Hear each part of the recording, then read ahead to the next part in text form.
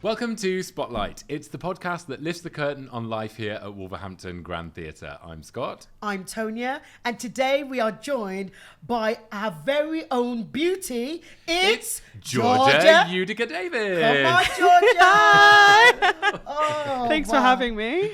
Oh, it's great to have you here.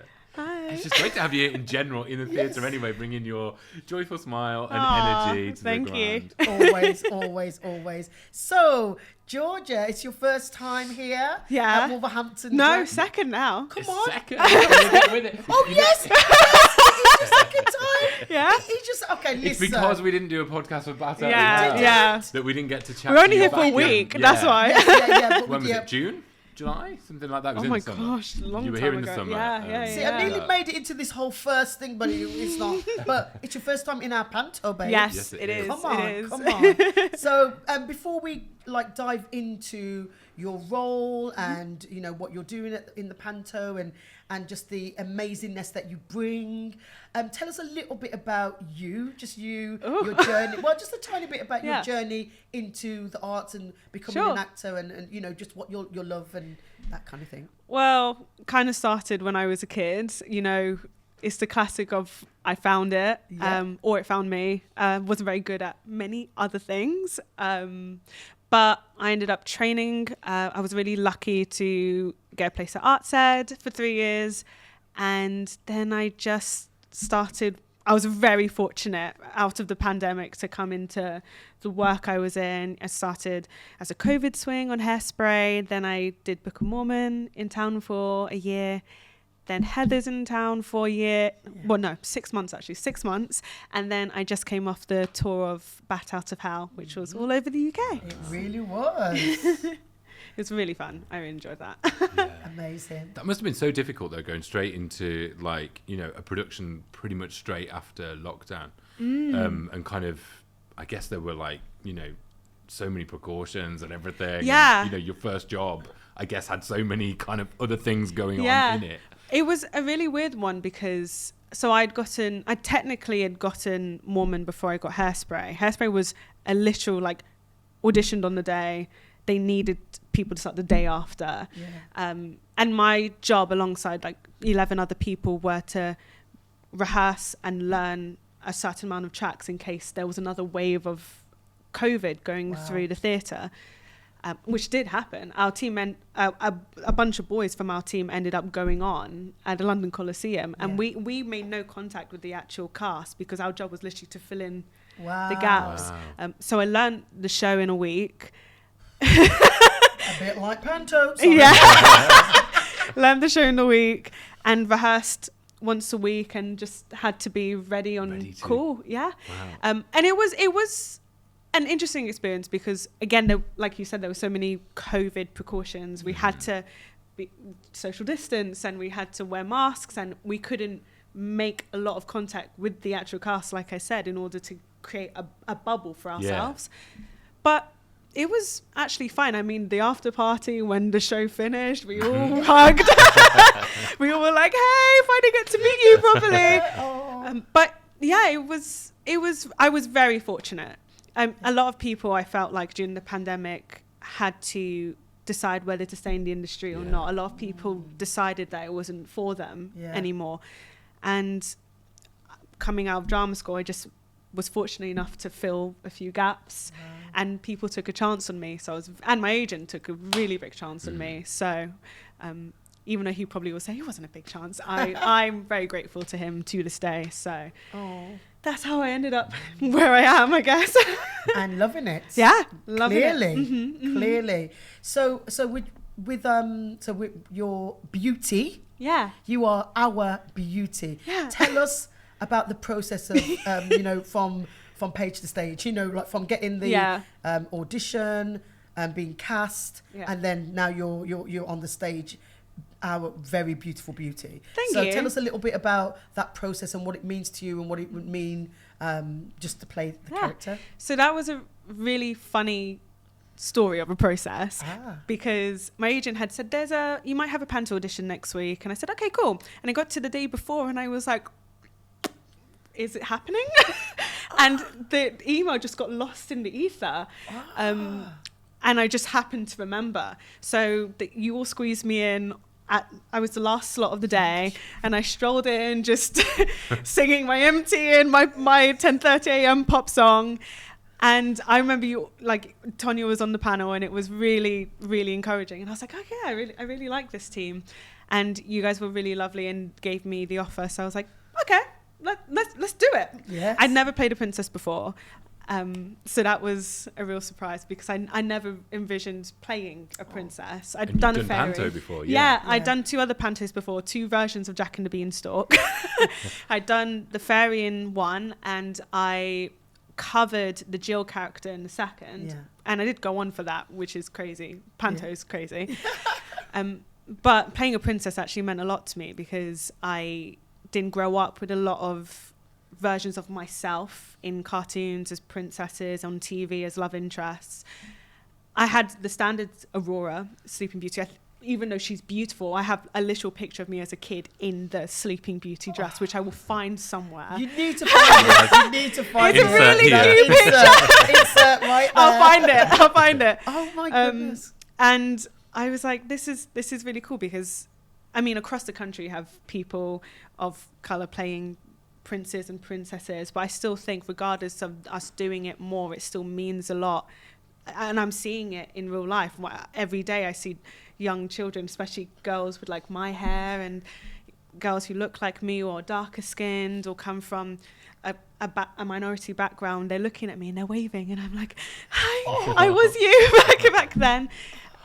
So it does mean a lot to me, because I'm seeing that it is bringing joy to. I'm getting emotional, and I wasn't expected to feel this way, but I'm getting a bit emotional. That was me on press night.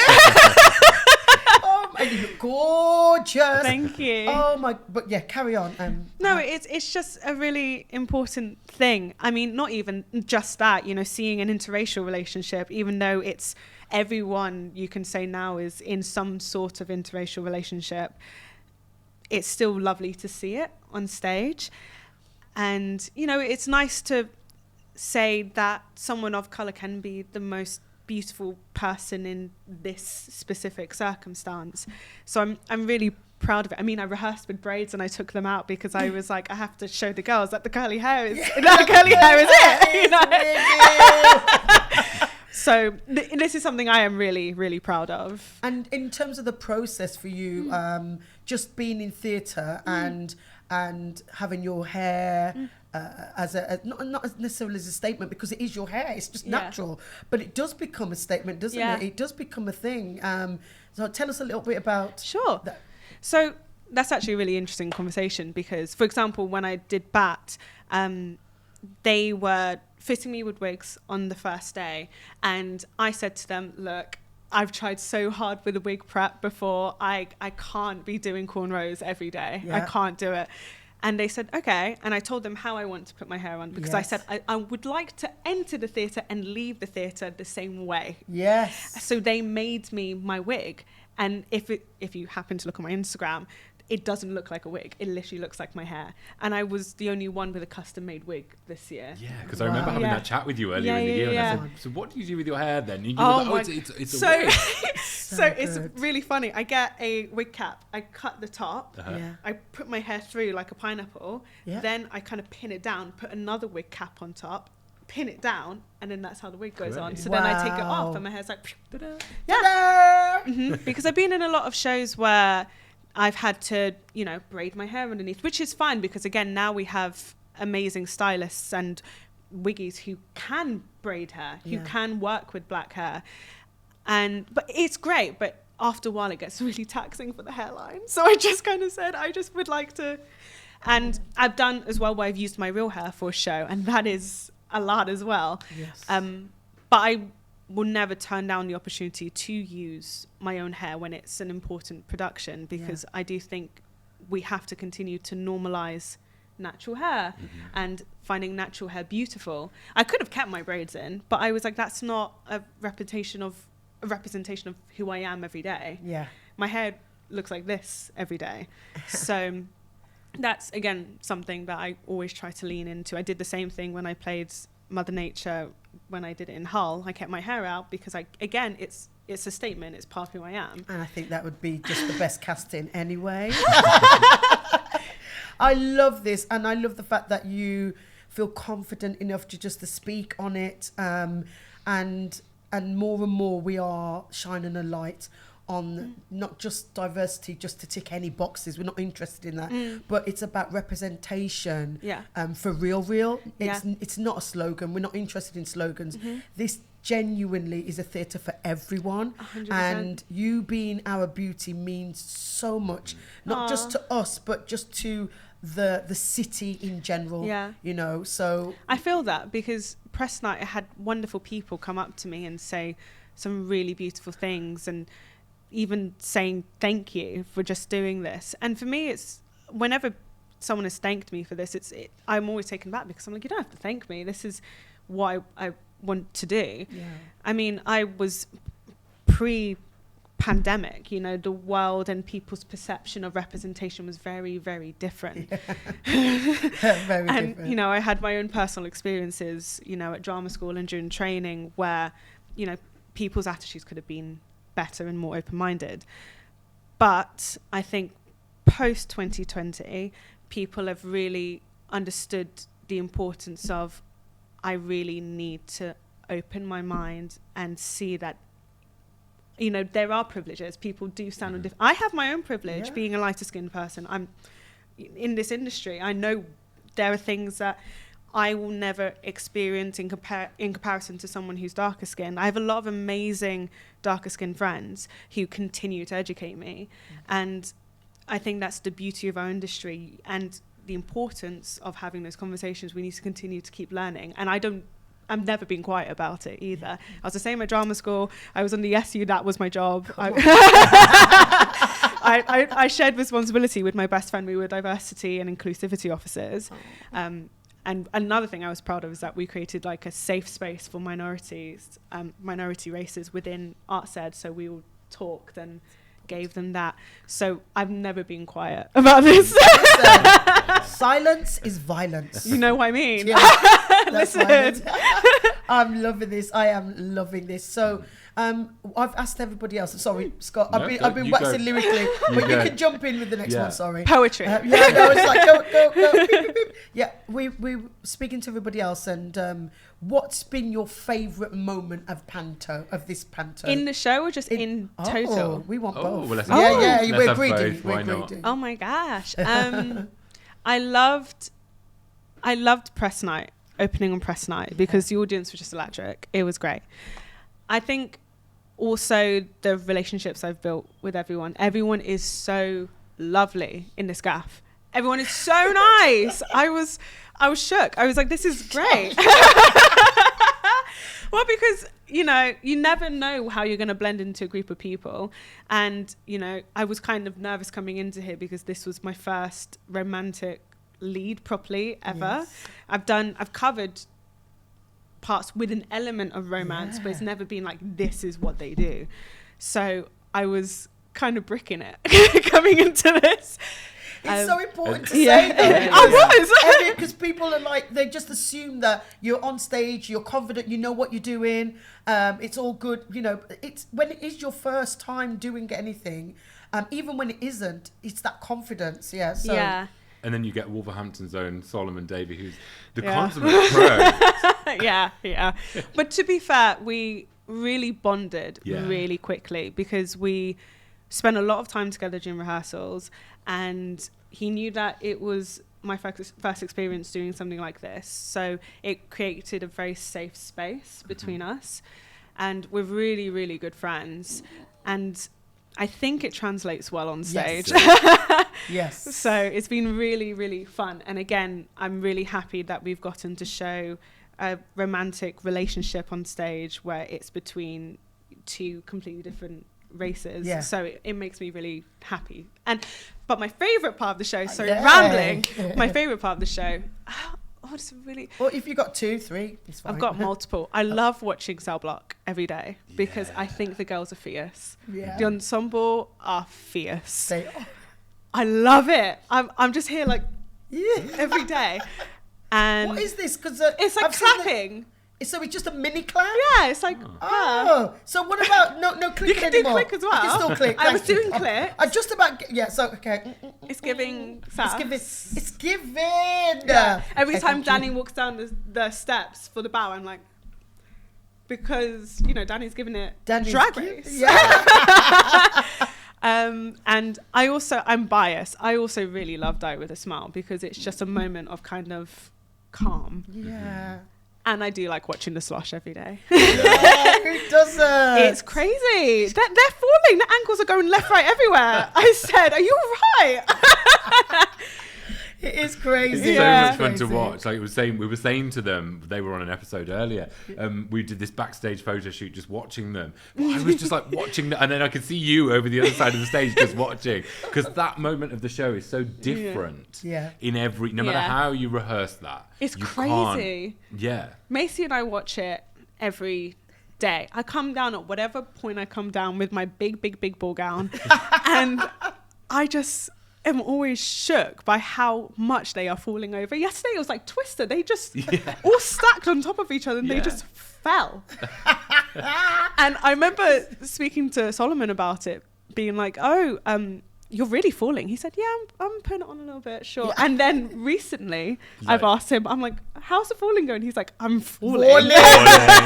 And then we were saying to him seconds later, then he's in his like ball costume, and then the two of you waltz into the ballroom, but yet seconds I'm slosh before, checking he him was- every day. Yes, I slosh yes. check him before we go on stage. I go, Yeah. Yeah.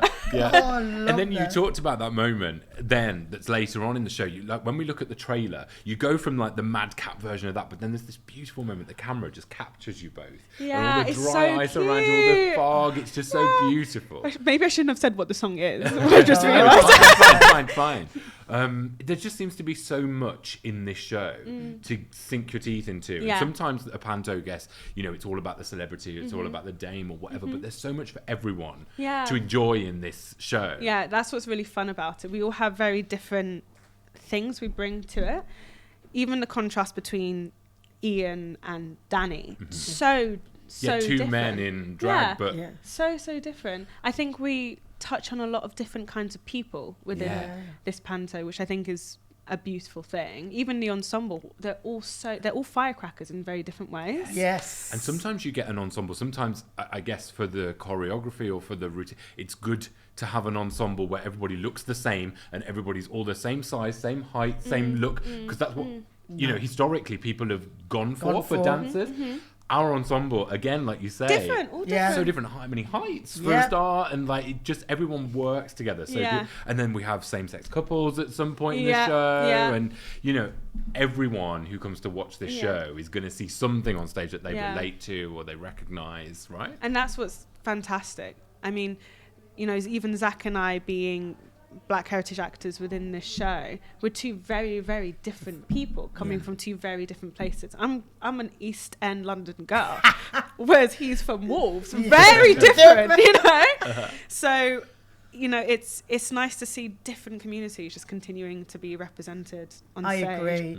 I agree. And how important do you think panto is for young people Oh, super and just for important. families in general? What's It's so important. Here's an example. So when I did panto years ago, my second panto, someone close to my family came to see the show, and he is in his 60s and from Newcastle, and that was the first time he's ever been in a theatre. Yeah, In his 60s. that's yeah. And he loved it.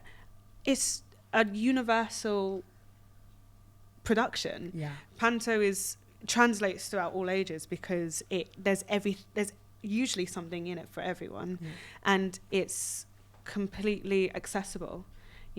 What I like about here as well is that you've brought in different kinds of communities. It's not just the standard theatre goer. You've brought in people from, who don't usually get the chance to come and see theatre, which is really important to me. Because I didn't grow up with like riches and mansions and stuff, so I was one of those kids that got to go to theatre through schemes. Yeah. And even with schools, I love it when schools come, because first of all, they know the words to very deep songs. Like Die With a Smile, most of the time I'm barely singing because they know all the words. You take it. Yeah, I'm like, you know, Uh-huh. but it's wonderful because music translates to young children Yes. as well. And again, for a lot of kids, this is their first opportunity in a theatre. So to see if they look at me and they're like, oh, that's someone that looks similar to me, it really is the reason why I do it. I think that answered your question. No, it did, and more. I'm giving you that. Just one more question from me, and then we'll start to wrap up unless Scott's got something. But I wanted to ask, what have you got for the future? What are you working on? Or? Rest and recuperation. I love Currently, just living my life, and I'm one of those people where me and my agent actually have a joke about this now, where we kind of every year do a little recap, like let's think about the future, like, you know, goals, what we'd like to do. And every year he's always like, there is no point us doing this because you always just fall into something really random. Wow. And it's never planned. It's always something that just pops up and it's like, oh, that's perfect. And is that part of the fun? That is part of the fun. Yeah. I like the thrill of like never really knowing. Uh-huh. For example, like, you know, Hairspray was an overnight cast. Heather's, it was something that kind of I thought I was cut from, didn't hear for a month, recalled, didn't, you know, they cast the tour, and then one random Wednesday they're like, oh, you're going to do it in West End. I said, I didn't even know I was auditioning for West End. But, you know... So they remembered you from that audition and were just like, right, yeah. Yeah, no one knew that they were doing 2 casts. So I was Wow. like, okay, sure, great. So the fun of it is never really knowing. I'd love to delve into really interesting characters. Oh, that's good. I was going to ask you to say, is there anything you want to do? That's really good. Yeah. Put it out there. Put it out there. Well, there's musicals I want to do, but I kind of just said now, like, what is meant for me kind of will come. You know, like I've been lucky to do shows and characters I really wanted to do. You know, I've covered Heather Duke, I've covered Zahara, I've covered Nabulungi. Those are all parts that I really wanted to do, but just didn't think they were going to come. So And you've covered Beauty. Yeah. Princess Beauty, Baba. So, just seeing where life takes me. I just think that's the fun of being an actor, you know. And hopefully it'll bring you back to Wolverhampton Grand. I know, hopefully. You know, because because you did the audition, right? You got the part, and then about 2 or 3 weeks later, you were here anyway. Yeah, with the tour of Bat Out of House. So it was like you were so destined. funny because we did warm up, and Tim he was like welcoming everyone to the Grand. He was like, I don't know if you all know yet. Georgia, do you want to? Do you know? And I said, I'm sure everyone knows by now. People did not know because I just don't go around like telling everyone. And I thought I did, but I clearly didn't. So he was like, yeah, Georgia's going to be our Sleeping Beauty. They're like, what? And I was like, thanks, guys. So it was really nice that was I just ended up here. And I had a great week here. You all are so lovely. This was one of my favourite venues. It was say it again.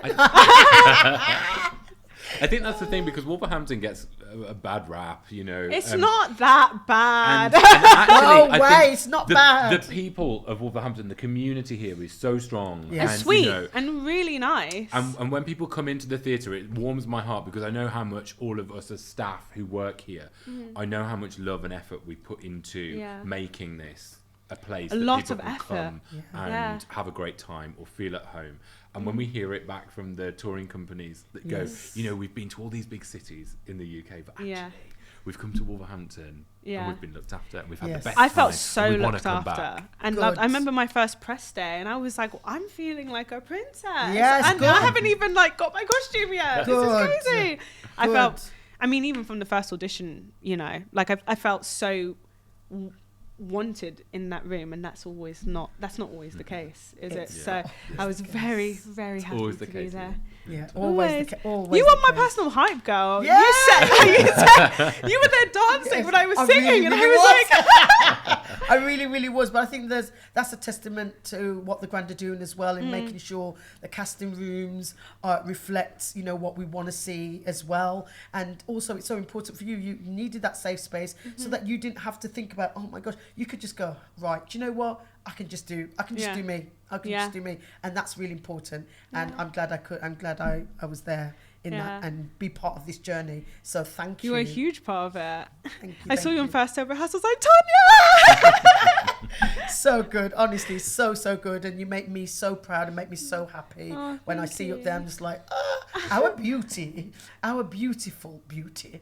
But we're gonna have to wrap it up, and we just want to say thank you so much. If you've got anything you want to say before we wrap up, Come see it. Yeah. Come have fun with us. It's really, really fun and really, really silly. And there's something for everyone. There's something for you, the 5-year-old to 7-year-old. And there's something for you, the grandma and granddad. So please come. Please come. Oh, thank you so much, Thank Georgia, you. having you here. Thank you. Yeah. Thank you so Thank much. you very much. We love having you here. Yes. And we love having all of you at home watching or listening along to the podcast. And we can't wait to see you in the next one. Yes, So, thank see you you. soon. Bye.